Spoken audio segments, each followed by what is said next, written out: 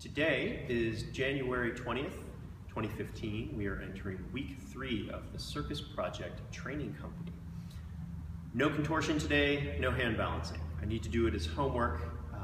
Trying to find a good amount of time here in the gym while I'm here during the day to do the contortion work and the hand balancing work so that I'm not stagnating. I was fairly active this past weekend. Spent about 9 hours in training between the Circus Project and various acrobatic stuff that I'm doing. So that's cool. Today, the reason that we didn't do any contortion or hand balancing or any of the other skills that we would normally work on is that we had a guest teacher. Clowning is the subject for this Tuesday and next Tuesday. So I get to put on a red nose and work on improv skills and clowning skills. So today was mostly just learning about the basics of movement and discovering characters based on your movement. So pretty fun stuff, neat. You're probably not going to see any videos of me clowning around anytime soon, at least not from me, but it was rather revealing. A lot of fun to watch the other people in the training company do their thing. All we did was stand around for 3 minutes with the clown nose on and focus on what we do. So I learned a little bit about my movement patterns and what I do when I'm standing still and what makes people giggle. That was fun. Some thoughts about clowning. One of the things that I was thinking about while we were listening to the instructions and following through with the different activities that we were doing to learn a little bit about ourselves as clowns was something that my mother has talked about previously, discussing some of the Native American Indian tribe clown activities. So one of the ideas is that there are clowns, tricksters, historically, and the clowns weren't necessarily painted up with a red nose and clown makeup as we would think about it, but they would be the ones that would not necessarily be iconoclasts, but break the societal traditions. And they were allowed to do this because they were clowns.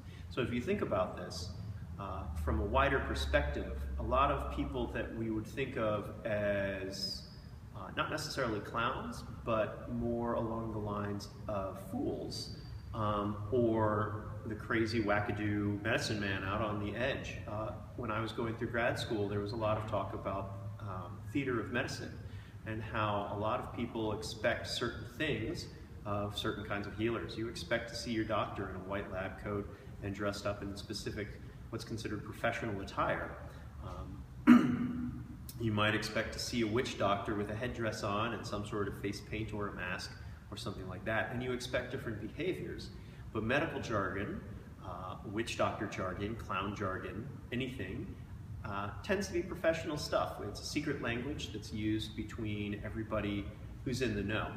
The more you learn about that secret language, the more you might be able to understand it. So the next time you hang out with your family doctor or your acupuncturist or somebody like that, observe how they move, observe what persona they are using while they're working with you. I know as a teacher, and more specifically as a coach for adults, I have a very specific persona that I take on while I am coaching.